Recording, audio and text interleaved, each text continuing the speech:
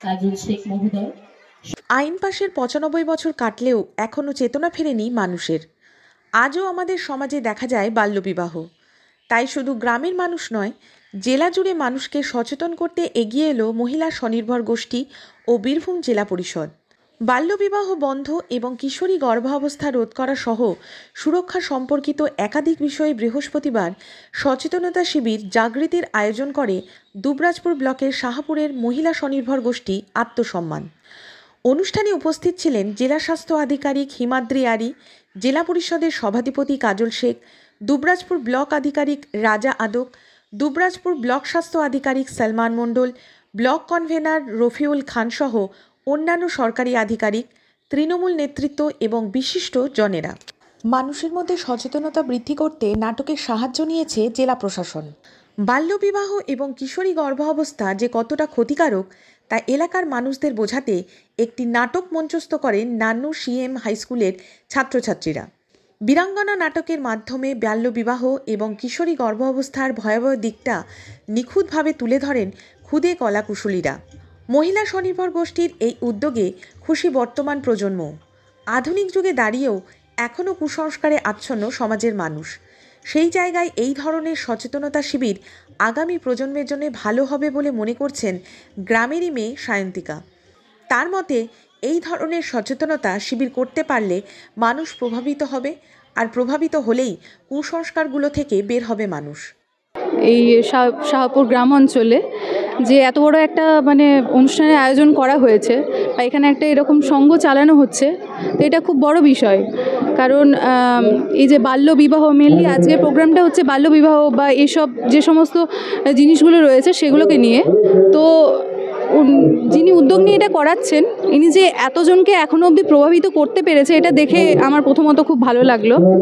আর আগামী দিনে এটা যদি আরও অন্যান্য জায়গায় আমরা ছড়াতে পারি তাহলে এটা খুব ভালো বিষয়। কারণ আমরা এই আধুনিক যুগে দাঁড়িয়েও এখনও মানুষজন কুসংস্কার আচ্ছন্নে ভোগে। আমরা হয়তো বলি যে না, আমরা বাল্যবিবাহ ঠিক নয়, কিন্তু এখন অনেক এডুকেটেড ফ্যামিলিতেই আমরা দেখতে পাই যে মেয়ে হয়তো 10 পাস করলো বা 11-12 পাস করার পর হয়তো তাকে বিয়ে দিয়ে দেওয়া হলো, তারা হয়তো সেই জিনিসটা ভাবে না। তো এরকম একটা উদ্যোগ নিয়ে যদি আমরা এই অ্যাওয়ারনেসটা মানুষকে দিতে পারি তাহলে এটা খুব ভালো আগামী প্রজন্মের জন্য। একদমই এখনই যদি এতগুলো মানুষকে আমরা ইনফ্লুয়েন্স করতে পেরেছি, তাহলে এরকম একটা অ্যাওয়ারনেস বড় অনুষ্ঠান করে যদি আমরা করতে পারি তাহলে আই থিঙ্ক এটা থেকে মানুষজন আরও প্রভাবিত হবে। আর প্রভাবিত হলে এই কুসংস্কারগুলো থেকে মানুষ বেরোবে, মানুষ জানবে, মানুষ শিখবে। বীরভূম জেলা পরিষদের সভাধিপতি কাজল শেখ বলেন, জেলা সব দিক দিয়ে এগিয়ে থাকলেও বাল্যবিবাহ বন্ধ ও কিশোরী গর্ভাবস্থা রোধে পিছিয়ে।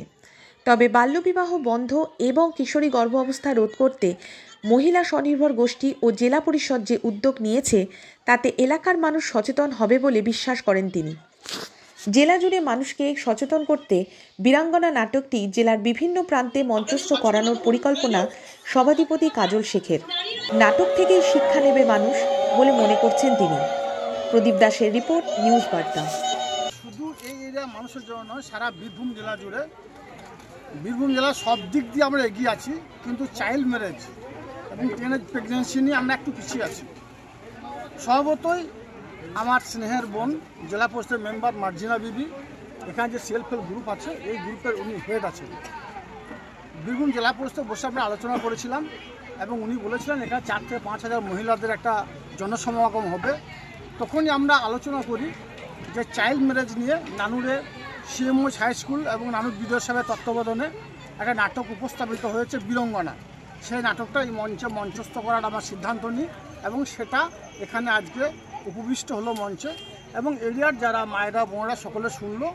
সর্বতই আমার দৃঢ় বিশ্বাস, বীরভূম জেলার সমস্ত আধিকারিকরা ছিলেন, বীরভূম জেলা পরিষদ সকল কর্মাধ্যক্ষরাও ছিলেন, এখানকার লোকাল বিডিও সাহেবদের শুরু করে ব্লকের সমস্ত আধিকারিক, পঞ্চায়েত সমিতির সকল সদস্য এবং এখানকার যারা বিশিষ্ট সমাজসেবী তারা সকলেও ছিলেন।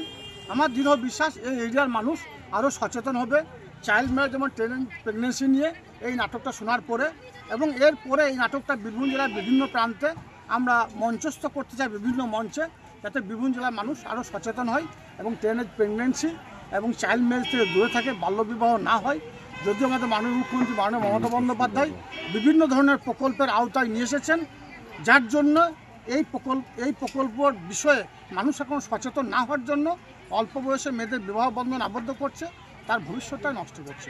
সেটা যেন না হয়। একটা বিষয় নিয়ে